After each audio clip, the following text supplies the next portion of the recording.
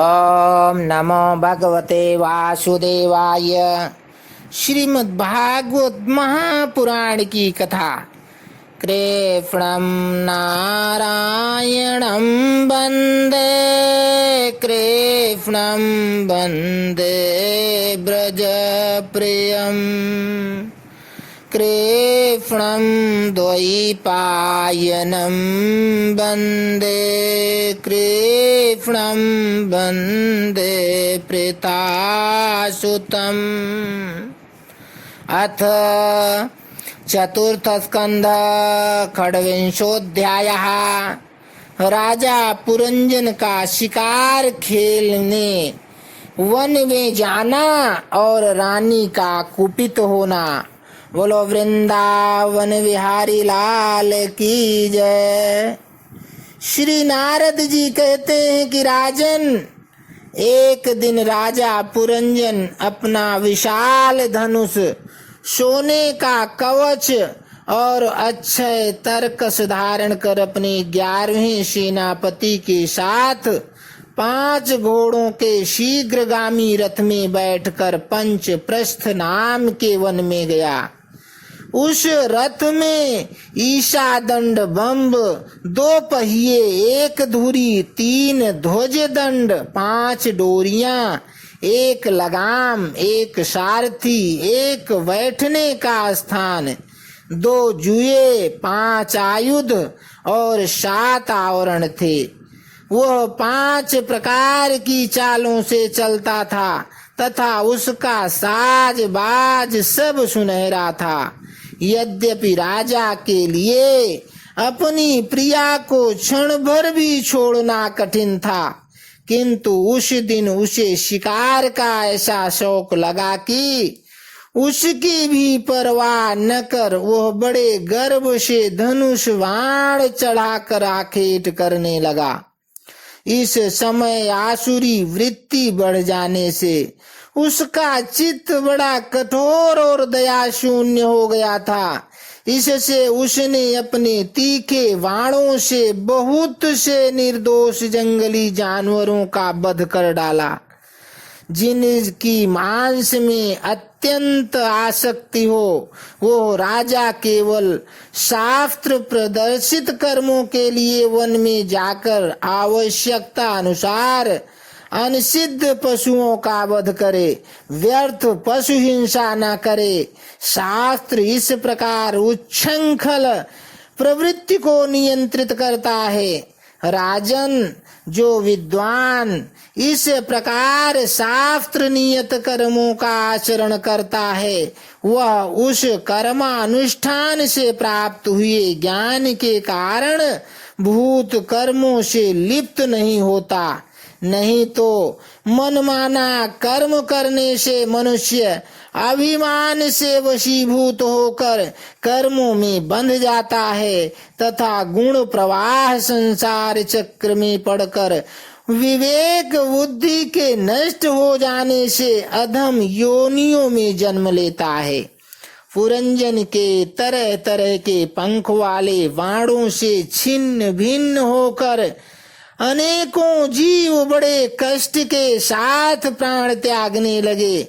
उसका वह निर्दयता पूर्ण जीव संहार देखकर सभी दयाल पुरुष दुखी हुए, वे इसे सह नहीं सके। इस प्रकार वहां खरगोश, सुअर, भैंसे, नीलगाय, कृष्णमृग, शाही तथा और भी बहुत से मेध्य पशुओं का वध करते करते राजा पुरंजन बहुत थक गया। तब वह भूख प्यास से अत्यंत शिथिल हो वन से लौटकर राजमहल में आया।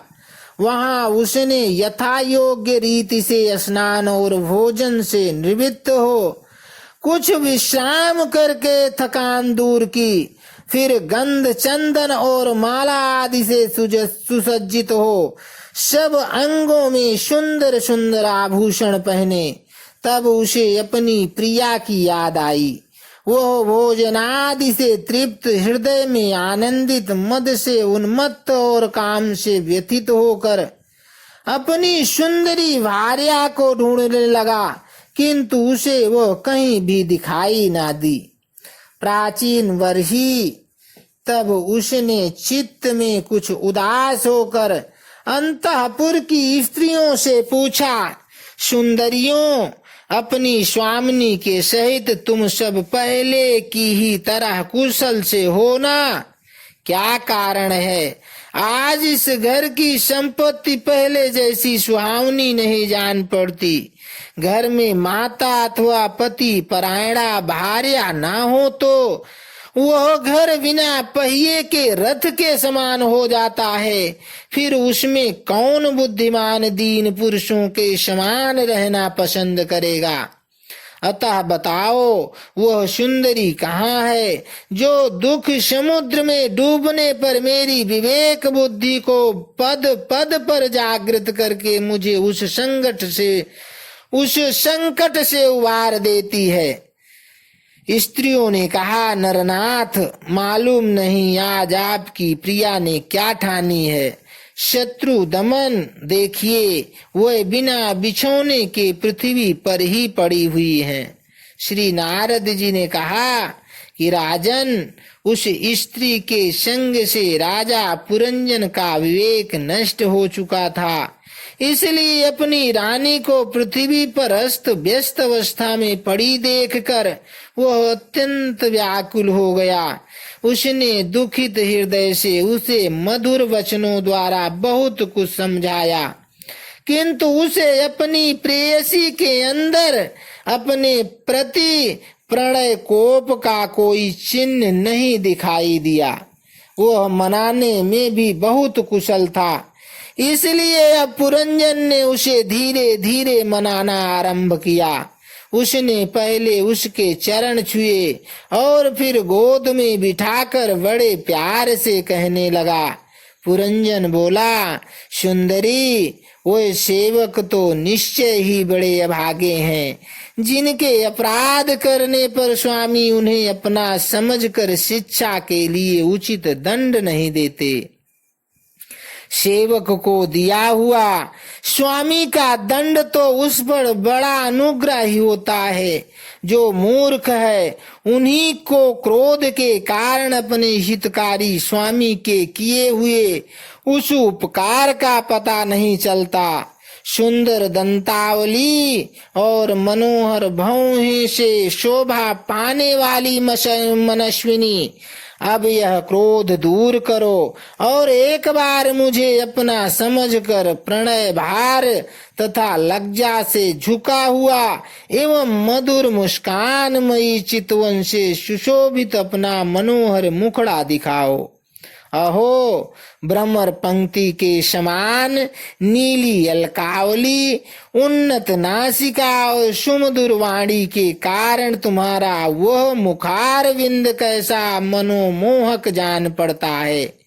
वीर पत्नी, यदि किसी दूसरे ने तुम्हारा कोई अपराध किया हो तो उसे बताओ। यदि वह अपराधी ब्राह्मण कुल का नहीं है तो मैं उसे अभी दंड देता हूँ। मुझे तो भगवान के भक्तों को छोड़कर त्रिलोकी में अथवा उससे बाहर ऐसा कोई नहीं दिखाई देता जो तुम्हारा अपराध करके निर्भय और आनंद पूर्वक रह सके। प्रिय, मैंने आज तक तुम्हारा मुख कभी तिलकहीन, उदास, मुरझाया हुआ, क्रोध के कारण डरावना, कांतहीन और स्नेह शून्य नहीं देखा और न कभी तुम्हारे सुंदर स्तनों को ही शोकाश्रुओं से भीगा तथा बिंबा फल सदृश अधरों को स्त्रिग्न केसर की लाली से रहित देखा है। मैं व्यसनवश तुमसे बिना पूछे शिकार खेलने चला गया, इसलिए अवश्य अपराधी हूँ। फिर भी अपना समझकर तुम मुझ पर प्रसन्न हो जाओ। कामदेव के विषम बाणों से अधीर होकर जो सर्वदा अपने अधीन रहता है, उस अपने प्रिय पति को उचित कार्य के लिए भला कौन कामनी स्वीकार नहीं करती। इति श्रीमद्भागवते महापुराणे पारमहंस्यां संहितायां चतुर्थ स्कंधे पुरंजनोपाख्याने खड्विंशोऽध्यायः सम्पूर्णः। बोलो वृंदावन बिहारी लाल की जय।